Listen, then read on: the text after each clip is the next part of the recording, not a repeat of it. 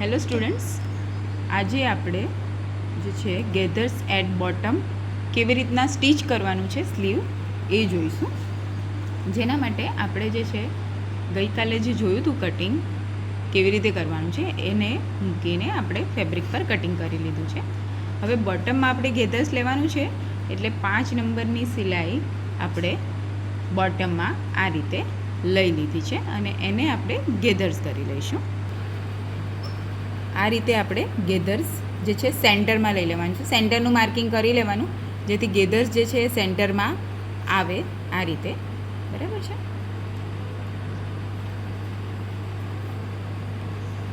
અને હવે શું કરવાનું છે તો આપણી જે બેઝિક સ્લીવ છે એનું જેટલું આપણું બોટમ હતું એ માપથી આપણું ઓછું ના થઈ જવું જોઈએ. બરાબર છે. એ આપણે જોઈ લેવાનું. આપણી બેઝિક સ્લીવનું કટિંગ છે એનાથી આપણું ઓછું થતું નથી.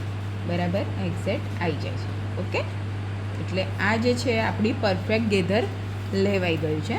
હવે આપણે શું કરીશું તો કે આ બોટમને જે છે ફિનિશ કરીશું. આવું ખુલ્લું તો રાખીએ નહીં. બરાબર છે. તો બે રીતે તમે ફિનિશ કરી શકો છો. એક તો પટ્ટી લઈ શકો છો અહીંયા ફિનિશિંગ માટે, અને બીજું કે તમે પાઇપિંગ પણ કરી શકો છો. બંને મેથડ તમે કરી શકો છો. આપણે અત્યારે પટ્ટી લઈએ છીએ. બરાબર છે. આ રીતની સાદી સીધી પટ્ટી કાપી લેવાની છે અને આ રીતે અટેચ કરતું જવાનું છે. જે રીતે સિમ્પલ આપણે બીજે બે પાર્ટ અટેચ કરીએ એ. ને સીધા જોડે સીધું જ ઓલવેઝ લેવાનું, એનું ખાસ ધ્યાન રાખવાનું. તો તમારે કોઈ દિવસ જે સિલાઈ સીધી ઊંધી ફેબ્રિકમાં થાય નહીં.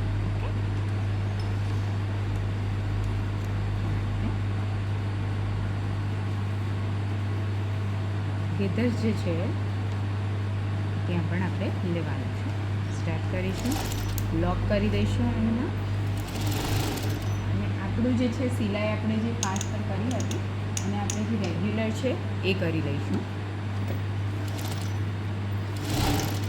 નહીંતર શું થશે, જે 5ની સિલાઈ છે એ આરામથી નીકળી જાય છે. એટલે 5ની સિલાઈ આપણે સાદા જે ગારમેન્ટ સીવવામાં લેતા નથી, ખાલી જ્યારે ગેધરિંગની જરૂર હોય ત્યારે જ આપણે લઈએ છીએ.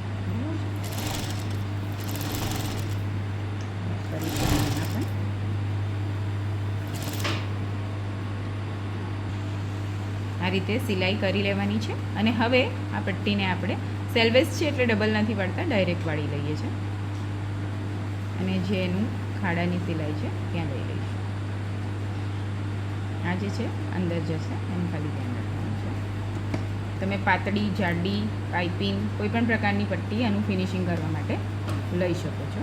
અત્યારે જે છે જે સ્લીવ ચાલી રહી છે, ખાસ કરીને બ્લાઉઝમાં વધારે આ સ્લીવ ચાલે છે, તેમાં શું કરે છે તો કે જાડી પટ્ટી લે છે, 1 ઇંચની, 1.5 ઇંચની એવી. તો એવી પણ તમે લઈ શકો છો. જેવી તમને બનાવી હોય એવી રીતે તમે લઈ શકો છો. બરાબર, લોક કરી લઈશું અને આ રીતે ખાડામાં સિલાઈ લઈ પાછું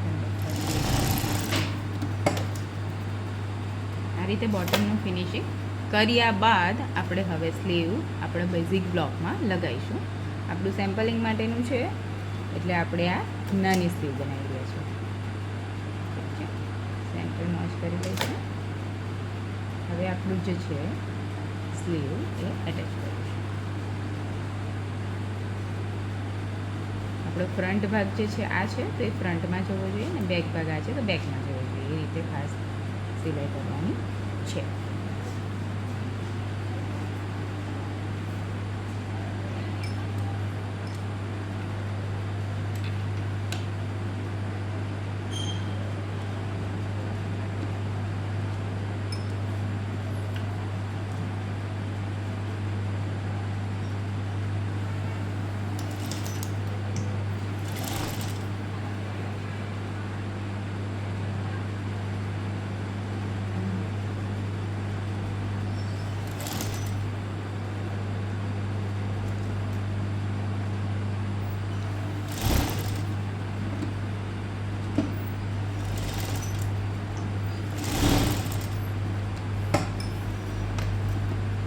સેન્ટરથી આપણે આ સાઈડ કરીશું. હવે આ સાઈડ લઈ લઈશું.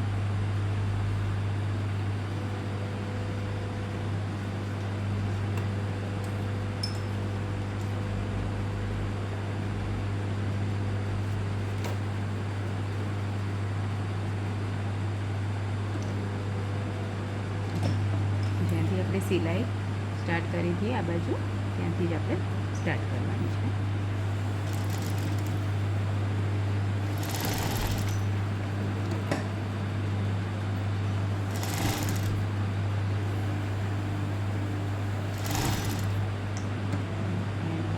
કરી લઈશું.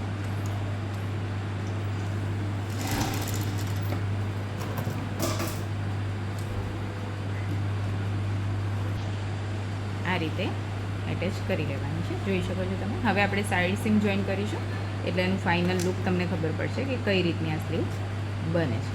ઠીક છે, સાઈડ સીમ હવે આપણે સિલાઈ કરી દઈશું.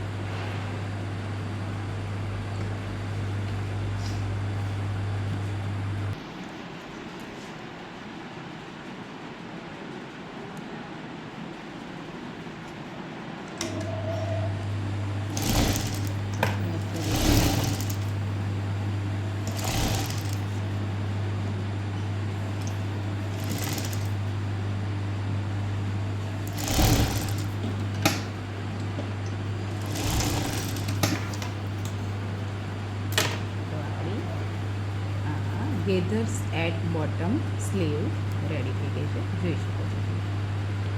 આ રીતનો એનો લુક આવશે. બોટમમાં ગેધર્સ આવશે સેન્ટર. ઠીક છે, આપણે ઓછા ગેધર્સ લીધા છે.